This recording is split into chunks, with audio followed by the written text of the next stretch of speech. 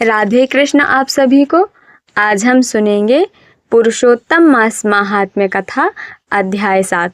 सूत जी बोले, हे तपोधन, आप लोगों ने जो प्रश्न किया है वही प्रश्न नारद ने नारायण से किया था। सो नारायण ने जो उत्तर दिया वही मैं आप लोगों से कहता हूँ। नारद जी बोले, विष्णु ने अधिक मास का अपार दुख निवेदन करके जब मौन धारण किया तब हे बद्रीपते पुरुषोत्तम ने क्या किया, सो इस समय आप हमसे कहिए। श्री नारायण बोले, हे वत्स, गोलोकनाथ श्री कृष्ण ने विष्णु के प्रति जो कहा वह अत्यंत गुप्त है, परंतु भक्त, आस्तिक, सेवक, दंभ रहित अधिकारी पुरुष को कहना चाहिए। अतः मैं सब कहता हूँ, सुनो। यह आख्यान सत्कीर्ति, पुण्य, यश, सुपुत्र का दाता, राजा को वश में करने वाला है और दरिद्रता को नाश करने वाला एवं बड़े पुण्यों से सुनने को मिलता है। जिस प्रकार इसको सुने उसी प्रकार अनन्य भक्ति से सुने हुए कर्मों को करना भी चाहिए। श्री पुरुषोत्तम बोले, हे विष्णु, आपने बड़ा अच्छा किया जो मलमास को यहाँ लेकर आए। इससे आप लोक में कीर्ति पावेंगे। आपने जिसका उद्धार स्वीकार किया उसको हमने ही स्वीकार किया, ऐसा समझें। अतः इसको हम अपने समान सर्वोपरि करेंगे। गुणों से, कीर्ति से, अनुभाव से, षडैश्वर्य से, पराक्रम से, भक्तों को वर देने से और भी जो मेरे गुण हैं उनसे मैं पुरुषोत्तम जैसे लोक में प्रसिद्ध हूँ, वैसे ही यह मलमास भी लोकों में पुरुषोत्तम करके प्रसिद्ध होगा। मेरे में जितने गुण हैं वह सब आज से मैंने इसे दे दिए। पुरुषोत्तम, जो मेरा नाम लोक तथा वेद में प्रसिद्ध है, वह भी आपकी प्रसन्नता का अर्थ आज मैंने इसे दे दिया। हे मधुसूदन, आज से मैं इस अधिक मास का स्वामी भी हुआ। इसके पुरुषोत्तम नाम से सब जगत पवित्र होगा। मेरी समानता पाकर यह अधिक मास सब मासों का राजा होगा। यह अधिक मास जगत पूज्य एवं जगत से वंदना करवाने के योग्य होगा। इसकी पूजा और व्रत जो करेंगे उनके दुख और दारिद्र्य का नाश होगा। चैत्रादि सब मास सकाम हैं, इसको हमने निष्काम किया है। इसको हमने अपने समान समस्त प्राणियों को मोक्ष देने वाला बनाया है। जो प्राणी सकाम अथवा निष्काम होकर अधिक मास का पूजन करेगा वह अपने सब कर्मों को भस्म कर निश्चय मुझको प्राप्त होगा। जिस परम पद प्राप्ति के लिए बड़े भाग्य वाले यति ब्रह्मचारी लोग तप करते हैं और महात्मा लोग निराहार व्रत करते हैं एवं दृढ़ व्रत लोग फल, पत्ता, वायु भक्षण कर रहते हैं और काम क्रोध रहित जितेंद्रिय रहते हैं, वे और वर्षा काल में मैदान में रहने वाले, जाड़े में शीत, गर्मी में धूप सहन करने वाले मेरे पद के लिए यत्न करते रहते हैं। हे गरुड़ ध्वज, तब भी वे मेरे अव्यय परम पद को नहीं प्राप्त होते हैं, परंतु पुरुषोत्तम के भक्त एक मास के ही व्रत से बिना परिश्रम जरा मृत्यु रहित उस परम पद को पा लेंगे। यह अधिक मास व्रत संपूर्ण साधनों में श्रेष्ठ साधन है और समस्त कामनाओं के फल की सिद्धि को देने वाला है। अतः इस पुरुषोत्तम मास का व्रत सबको करना चाहिए।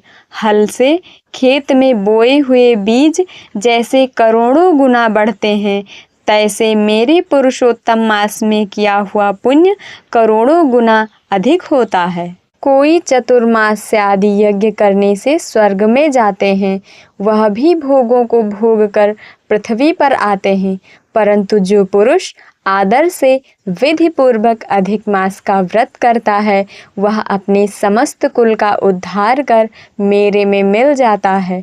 इसमें संशय नहीं है। मुझे प्राप्त होकर प्राणी पुनः जन्म मृत्यु भय से युक्त एवं आदि व्याधि और जरा से ग्रस्त संसार में फिर नहीं आता, जहाँ जाकर फिर पतन नहीं होता, सो मेरा परम धाम है। ऐसा जो वेदों का वचन है वह सत्य है, असत्य कैसे हो सकता है। यह अधिक मास और इसका स्वामी मैं ही हूँ और मैंने ही इसे बनाया है। और पुरुषोत्तम, यह जो मेरा नाम है सो भी मैंने इसे दे दिया। अतः इसके भक्तों की मुझे दिन रात चिंता बनी रहती है। उसके भक्तों की मनोकामनाओं को मुझे ही पूर्ण करना पड़ता है। कभी कभी मेरे भक्तों का अपराध भी गणना में आ जाता है, परंतु पुरुषोत्तम मास के भक्तों का अपराध मैं कभी नहीं गिनता। हे विष्णु, मेरी आराधना से मेरे भक्तों की आराधना करना मुझे प्रिय है। मेरे भक्तों की कामना पूर्ण करने में मुझे कभी देर भी हो जाती है, किंतु मेरे मास के जो भक्त हैं उनकी कामना पूर्ण करने में मुझे कभी भी विलंब नहीं होता है। मेरे मास के जो भक्त हैं वह मेरे अत्यंत प्रिय हैं। जो मनुष्य इस अधिक मास में जप दान नहीं करते वह महामूर्ख हैं। और जो पुण्य कर्म रहित प्राणी स्नान भी नहीं करते एवं देवता तीर्थ द्विजों से द्वेष करते हैं, वे दुष्ट अभागी और दूसरे के भाग्य से जीवन चलाने वाले होते हैं। जिस प्रकार खरगोश के सींग कदापि नहीं होते, वैसे ही अधिक मास में स्नान आदि न करने वालों को स्वप्न में भी सुख प्राप्त नहीं होता है। जो मूर्ख मेरे प्रिय मलमास का निरादर करते हैं और मलमास में धर्माचरण नहीं करते, वे सर्वदा नरकगामी होते हैं। प्रति तीसरे वर्ष पुरुषोत्तम मास प्राप्त होने पर जो प्राणी धर्म नहीं करते वे कुंभीपाक नरक में गिरते हैं और इस लोक में दुख रूप अग्नि में बैठे स्त्री पुत्र पौत्र आदिकों से उत्पन्न बड़े भारी दुखों को भोगते हैं। जिन प्राणियों को यह मेरा पुण्यतम पुरुषोत्तम मास अज्ञान से व्यतीत हो जाए, वह प्राणी कैसे सुखों को भोग सकते हैं। जो भाग्यशालिनी स्त्रियां सौभाग्य और पुत्र सुख चाहने की इच्छा से अधिक मास में स्नान दान पूजन आदि करती हैं, उन्हें सौभाग्य संपूर्ण संपत्ति और पुत्रादि यह अधिक मास देता है। जिनका यह मेरे नाम वाला पुरुषोत्तम मास दानादि से रहित बीतता है, उनके अनुकूल मैं नहीं रहता और ना उन्हें पति सुख प्राप्त होता है। भाई पुत्र धनों का सुख तो उन्हें स्वप्न में भी दुर्लभ है। अतः विशेष करके सब प्राणियों को अधिक मास में स्नान पूजा जप आदि और विशेष करके शक्ति के अनुसार दान अवश्य करना चाहिए। जो मनुष्य इस पुरुषोत्तम मास में भक्ति पूर्वक मेरा पूजन करते हैं, वह धन पुत्र और अनेक सुखों को भोग कर पुनः गोलोक के वासी होते हैं। मेरी आज्ञा से सब जन मेरे अधिक मास का पूजन करेंगे। मैंने सब मासों से उत्तम मास इसे बनाया है, इसलिए अधिक मास की चिंता त्याग कर हे रमापते, आप इस अतुलनीय पुरुषोत्तम मास को साथ लेकर अपने बैकुंठ में जाओ। श्री नारायण बोले। इस प्रकार भगवान श्री कृष्ण के मुख से रसिक वचन श्रवण कर विष्णु अत्यंत प्रसन्नता पूर्वक इस मलमास को अपने साथ लेकर नूतन जलधर के समान श्याम भगवान श्री कृष्ण को प्रणाम कर गरुड़ पर सवार हो शीघ्र बैकुंठ के प्रति चल दिए। ओम तत्सत। बोलो पुरुषोत्तम भगवान श्री कृष्णचंद्र महाराज की जय। बोलो जय जय श्री राधा कृष्ण। बोलो श्याम रामचंद्र की जय। जय जय श्री लक्ष्मी नारायण उमापति महादेव की जय। बोलो बजरंगबली की जय। बोलो भाई सब संतन की जय। बोलो भाई सब भक्तन की जय। ओम नमः पार्वती पतये हर हर महादेव। जय जय श्री राधे। जय जय श्री राधे।